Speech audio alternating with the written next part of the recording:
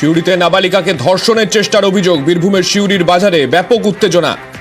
ঠিক কি ঘটনা ঘটেছিল তার নিয়ে আলোচনা করব আমাদের প্রতিনিধির সঙ্গে। তার আগে একটু দেখাবো যে উত্তেজনার ছবি।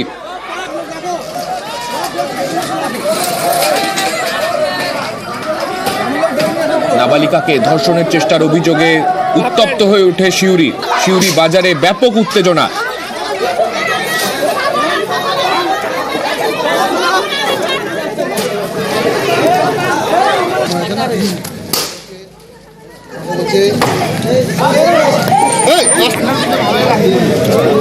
চলছে, বন্ধ করো, ছবিটা করি, আগুন ধরিয়ে দিয়েছে।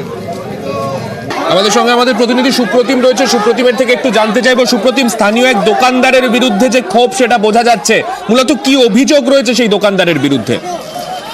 দেখো, যে ঘটনা ঘটেছে সেটা হচ্ছে সিউড়ির হাটজন বাজারের ঘটনা, এবং সেখানে এই যে দোকানদার রয়েছে তার বিরুদ্ধে অভিযোগ হচ্ছে এক নাবালিকা, সে যখন গতকাল রাত্রেবেলায় সে দোকানে কি জিনিস চাইতে গেছে, সেই সময় দোকানদার তাকে ধর্ষণের চেষ্টা করে, এবং তারপরে কিন্তু স্থানীয় বাসিন্দারা জানতে পারার পরে কিন্তু গতকাল রাত থেকে একটা ক্ষোভ ছিল, এবং আজকে সকাল হতেই কিন্তু তার দোকানের সামনে জড়ো হয়ে থাকে স্থানীয় বাসিন্দারা, এবং তার দোকানে ভাঙচুর চালায়, তার দোকান লক্ষ্য করে ইট পাটকেল ছোড়ে এবং দোকানের সামনে আগুনও জ্বালিয়ে দেয়। এবং তারপরে সিউড়ি হাটজন বাজার যে বাইপাস রাস্তা, সেই রাস্তাও অবরোধ করে দেয় বাঁশ বেঁধে স্থানীয় বাসিন্দারা।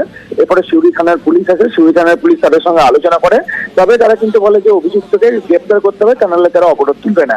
এবং সেটাকে কিন্তু উত্তেজনা আরো ছড়াতে থাকে এবং স্থানীয় বাসিন্দারা আরো জড়া হতে থাকে। এরপর কিছুক্ষণ আগে তার অভিযুক্ত যে দাদা, তাকে পুলিশ আটক করে, এবং অভিযুক্তকে আটকের প্রতিশ্রুতি দেওয়ার পরে কিন্তু রাস্তা অবরোধ কিছুক্ষণ আগে যে উঠেছে। ধন্যবাদ। কাল রাতে আমরা খেয়ে দিয়ে যখন ঘুমাতে যাই, পাশের বাচ্চা মেয়ে একটা দৌড়তে দৌড়তে বাড়ি এলো। বাচ্চা মেয়েটাকে বললাম, কি হয়েছে, তুমি কোথায় গিয়েছিলে? এখন ও আর বলে না। বারবার জিজ্ঞেস করার পর বললো, হ্যাঁ আমি ওই দোকানে গেছিলাম। কার দোকানে? প্রদীপ কীর্তনীয় দোকানে চকলেট নাকি আনতে গেছিল।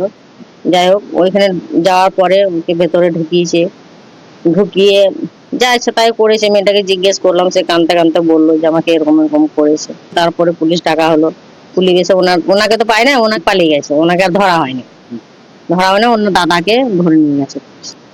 শাস্তি চাইছি যাতে আর কোনো মেয়েকে এরকম করতে না পারে।